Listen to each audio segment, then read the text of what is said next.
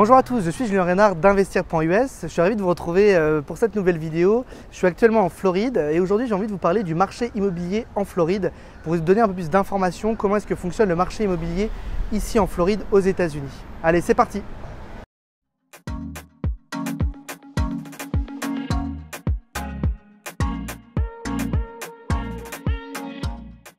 Alors dans cette vidéo, on va voir comment sont faits en fait les quartiers aux États-Unis et notamment la réémergence de certains quartiers qui historiquement étaient plutôt des quartiers de bureaux et qui sont devenus aujourd'hui des quartiers vraiment où les gens s'installent. Là, je me trouve en plein cœur d'une zone en Floride, dans une communauté en fait où toutes les maisons ont un accès à l'eau, où vous pouvez mettre votre bâton au fond de votre jardin. Donc c'est vraiment un quartier très luxueux. La première chose que je veux vous dire, et c'est ce que vous avez sans doute compris, plus vous êtes près de la plage, plus vous êtes près de la mer, de la baie, plus évidemment les biens sont chers. Ici, il n'est pas rare dans ces rues, dans ce quartier, d'avoir des maisons qui sont complètement détruites pour refaire des maisons beaucoup plus grosses. Évidemment, il y a 30 ans, le quartier n'avait pas autant de valeur. Donc aujourd'hui, ce que les gens recherchent, c'est avant tout l'emplacement, donc le terrain, qui lui a une valeur foncière très élevée, et donc refaire des maisons qui valent beaucoup plus cher, évidemment. Comme je vous le disais, c'est qu'également, il y a certains quartiers en plein cœur, des quartiers d'affaires du downtown qui sont en train de réémerger et où il y a également des biens de grand luxe qui ont été créés. Ça, c'est complètement inédit. Ça vous montre également que la Floride est en forte réémergence. Historiquement, c'était vraiment un État destiné aux vacances, destiné aux retraités.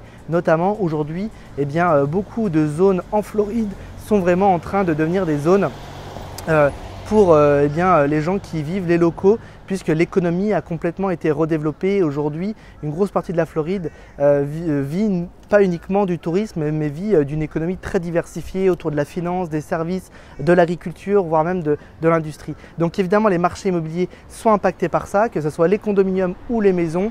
L'eau a évidemment beaucoup d'impact, mais également certaines communautés qui ont évidemment une image de marque depuis un certain temps sont aujourd'hui plus prisées et donc où le mètre carré est beaucoup plus cher.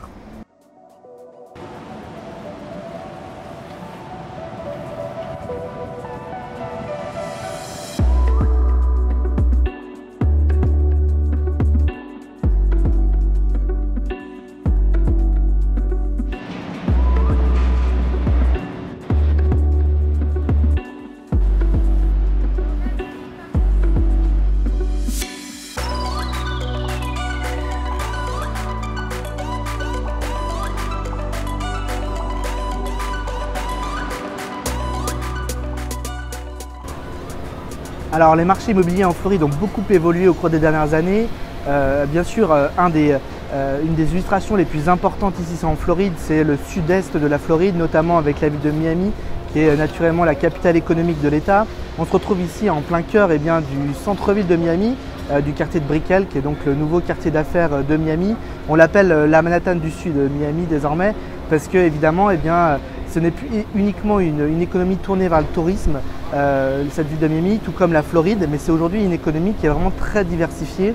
La Floride compte de très grandes entreprises qui sont classées au très connu Forbes 500, qui compte les plus grandes entreprises américaines.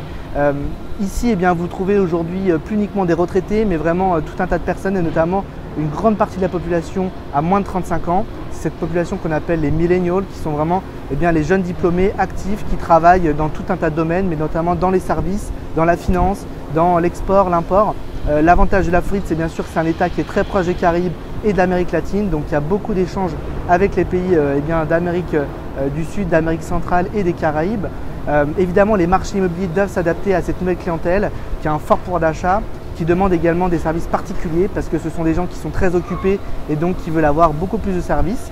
Donc c'est pour ça que vous voyez que les centres-villes ont beaucoup réémergé. Le quartier de Brickell ici a énormément été redéveloppé au cours des 10 dernières années. Tous les bâtiments que vous voyez derrière moi, tout simplement, sont des bâtiments qui ont été créés au cours de la dernière décennie. Donc ça vous montre aussi et ça vous illustre bien que la Floride, non, ce n'est plus uniquement un État pour les personnes âgées, les personnes qui viennent en retraite, tout simplement pour faire du golf, mais c'est vraiment un État très diversifié avec une population aujourd'hui à la fois de jeunes personnes et également de personnes plus âgées.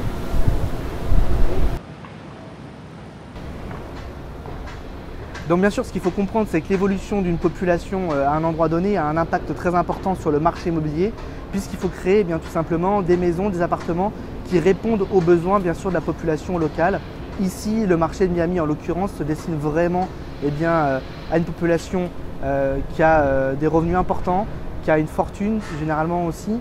Et donc bien évidemment il faut proposer des produits dans le luxe. Donc c'est clairement aujourd'hui un marché qui s'oriente vers le luxe.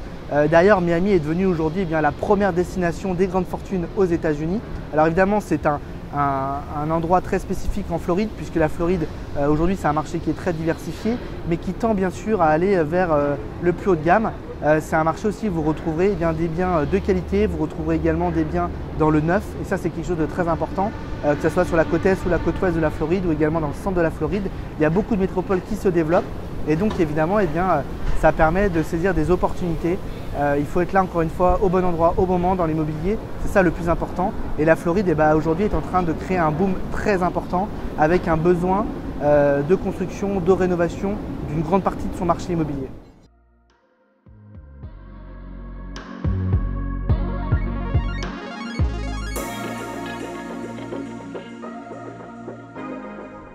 Comme vous l'avez compris, le marché immobilier en Floride dépend beaucoup de l'aspect côtier. Plus vous êtes proche de la mer, plus vous êtes proche de la plage, plus vous êtes proche de l'eau, en d'autres mots, plus évidemment votre maison ou votre appartement va coûter cher.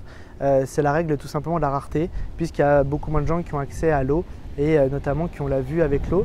Ça c'est le premier point à retenir. Le deuxième point à retenir également, ça concerne le fait qu'il faut faire très attention aux appartements, puisqu'on est généralement dans des produits de luxe en Floride, dans beaucoup d'endroits. Donc faites très attention aux charges qui sont inhérentes à ça. Ça peut vraiment devenir un problème et plus du tout un investissement rentable. Malgré tout, écoutez, ici en Floride, les marchés immobiliers sont en plein boom.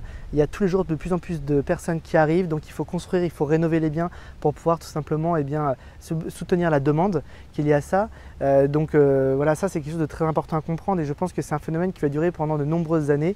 Clairement, le marché du sud-est de la Floride aujourd'hui se rend beaucoup vers le luxe. La côte ouest de la Floride est encore un marché très important à mon sens et donc c'est là-bas qu'on opère principalement. Si vous avez un projet d'investissement immobilier en Floride, si cette vidéo vous a plu, n'hésitez pas à nous contacter, n'hésitez pas à commenter la vidéo. Une seule adresse, contact@investir.us ou directement dans le lien en description. Je vous dis à bientôt, bye bye.